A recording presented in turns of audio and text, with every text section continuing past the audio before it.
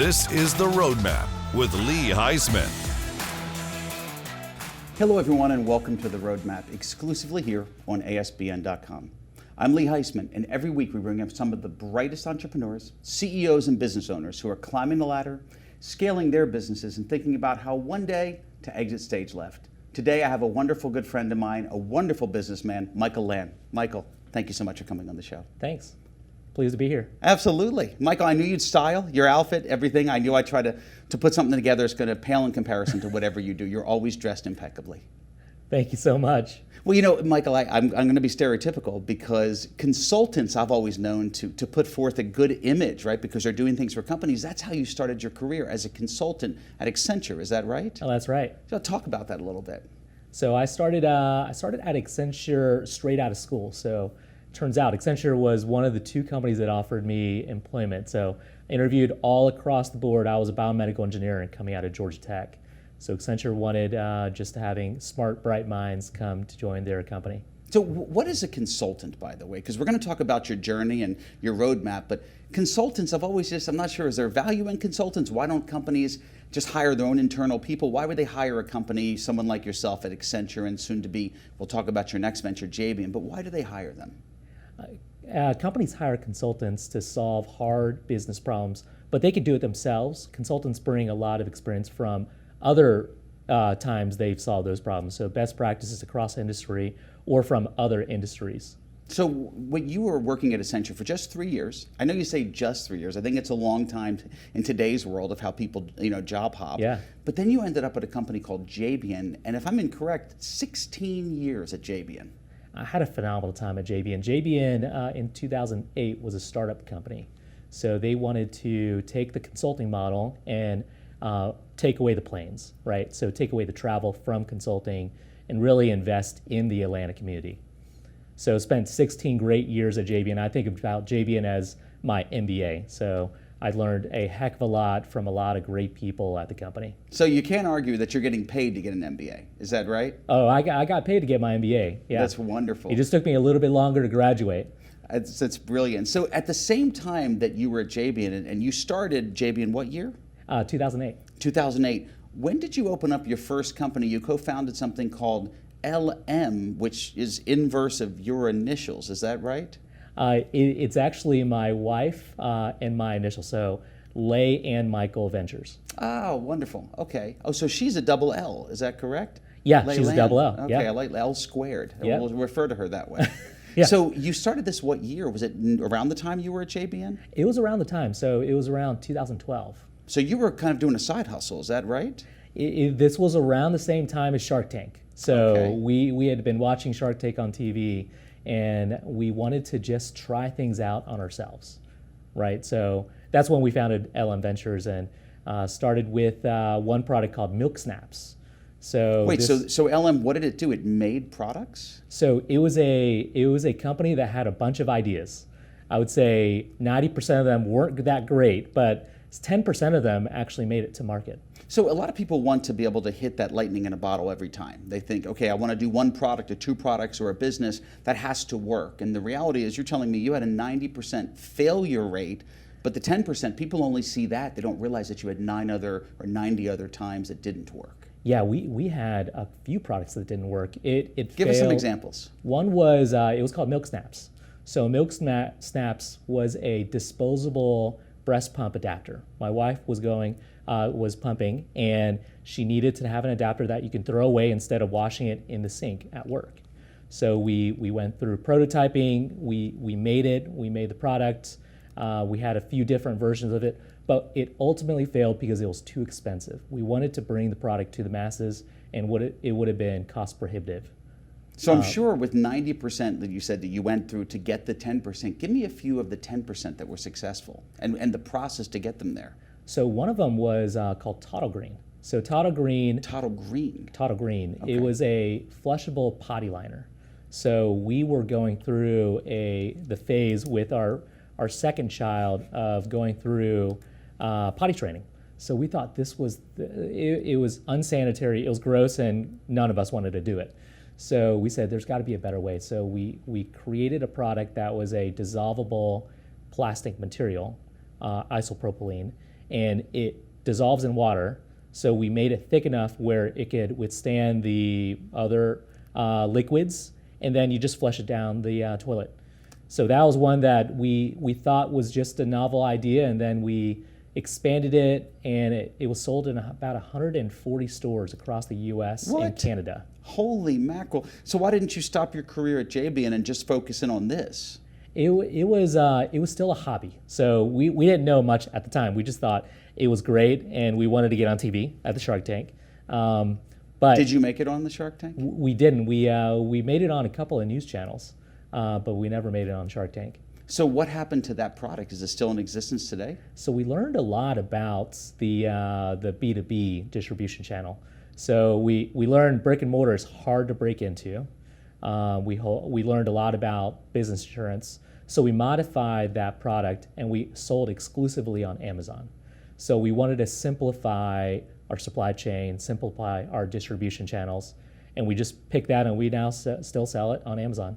Wow. Okay, so a lot of this, it sounds like the etiology of a lot of your products, whether the ones that failed or succeeded, are from personal experience. Yes, it was. We found the breastfeeding, this potty training. Is there any that you did that were not personal experience? No, they were all problems that we were actually facing that we wanted to find a really good novel solution to. So how, as a businessman, how do you juggle this career at JBN, 16 years? Consulting is very intensive with your time, and opening up another business. I'm not going to say how does you juggle working with a spouse. That could be a whole nother show in itself. But give me some of the struggles of juggling two different careers at the same time. When you have a side hustle job, you do it at night and weekends. So there is no more hours in the day after your 9-to-5 job, especially with consulting. But you just make it work. You integrate it into dinner conversations. You integrate it into what you do on the weekends. You integrate it into even just working out, right? You still think about the ideas and you think about how to make improvements. You take conference calls at night or walking around the neighborhood, things like that. So were there lines, were there things you can recommend for people wanting to do this, whether they're doing it with a spouse or they're doing it, with family, where you say, these are the mistakes we made. Although it's intertwined and woven into your life, of course, do you have to create boundaries? Had you ever created boundaries? Did you guys cross lines? Were there any problems with working with your spouse, let alone having two jobs at the same time? As long as your spouse always wins, there is no problem whatsoever. All right, that's a fair piece of advice. What about with your current employee at that time, JBN, when you had both of those organizations, how do you not let it cross-pollinate into each other? You just make sure it doesn't cross-pollinate. You spend time with your primary job, 9 to 5. You don't take any phone calls during that time. You take all the phone calls at night.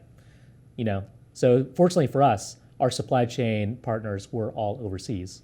So it worked out pretty well. So our night was their morning. So that's logistically, it couldn't have been any better. Yeah, it worked. Give me your favorite product that LM had created, whether it worked or didn't work. Our favorite product was a oil that we created. So we learned a lot from the Amazon sales channel. And we what did you learn? What were some of the striking things that you couldn't have noticed for listeners out there, viewers out there, that say, hey, I'm going to be getting into something like this? What were some of the red flags or landmines that they could avoid doing the Amazon channel? Keep it as simple as possible. That's what I would say. So explain what you ran into. We ran into so many supply chain delays and issues. So originally, Tata Green was made overseas. So we had boxes coming in from Kansas. The product was made overseas, and we had to pack it in Smyrna. So there's so many different pitfalls around supply chain delays, and ultimately we had to drop ship it to Amazon warehouses. So we learned that it is far easier. It's more costly to make it in the U.S., but with our oil product, we made it all in the U.S. So talk about that. That's it just came to mind immediately. Of all the products you created, that one's your favorite one? It's our favorite because it's the simplest. So we found a contract manufacturer in Daytona Beach, Florida. We had the bottles shipped directly to Daytona Beach and also the labels. And the product was shipped directly to Amazon to get distributed to their warehouses. So what was the product? It was just a topical oil. It was a cold pressed Tamanu oil. Really? So it's just the ease of process that made it your favorite? Yeah. We had zero product at our house. As opposed to the other products, we warehoused in our garage, basement, everywhere. This product, we were just managing the numbers. supply chain Fair. numbers. So your favorite, from a business perspective and probably a headache perspective, was this. It was the most efficient. Okay, product. give me, regardless of all the headaches, what is your favorite product that you guys have created? Regardless, winner, loser, logistics, just your favorite product that you said, I can't believe this didn't take root and work. My personal favorite is a company that we started called Good Kid Candies. So this is a company that my son and I started together. He's the CEO, of course. I'm the supporting person, warehouse worker, if you Yeah, will. but your son is how old? He's 11 years old now. I like that as a CEO. Well done. Yeah, so my favorite is because we get to talk about just the economics of selling candy. So he sells candy in restaurants through a gumball machine, and he has 4 locations. That's because that's the cap that we agreed on together. My favorite is because he's so into the business. He goes every 2 weeks, he cleans the machines, he restocks the machines, and he's learned how to talk to customers. So wait, you and your family are taking him there, or does he get on his bike and ride over to the locations? I am the driver and also the warehouse worker. So yeah, I drive him every 2 weeks to these restaurants. That's your favorite business? Oh yeah, working by far. in the family. By far. So, obviously, Michael, a vast career. I'm excited for the next chapter that you're going into, but what does the future hold for you? The future holds startup. I love the entrepreneurship industry. I love the ability to create something out of nothing. I love the ability to create jobs as well. That's what I've spent a lot of time in my career doing across all the companies that I work with, is to help companies grow, scale, and to create more jobs, which means you get to impact people's lives, families, and really themselves. Well, Michael, your whole career in life is made on impacting lives and families. We met through obviously my partner in crime here at the Roadmap, Ted Jenkin, but you guys speak briefly about what you guys were both involved in, because I feel like I've been involved in it, guilt by association because of all of my friends through it, but talk about Leadership Atlanta real quick. Leadership Atlanta is a leadership organization made up of business, philanthropic, civic-minded individuals across the Metro Atlanta area, and it's a 9-month program, very intense because it takes a lot of time from our schedules, and we're all busy executives, and we learn about the issues that the city is facing. Really, it's part education, but it's part collaboration as well. So we get to meet a lot of like-minded folks, and that's where I met your partner in crime, Ted. Yep, absolutely. And absolutely. We have got together, and we're in a business together called Roots.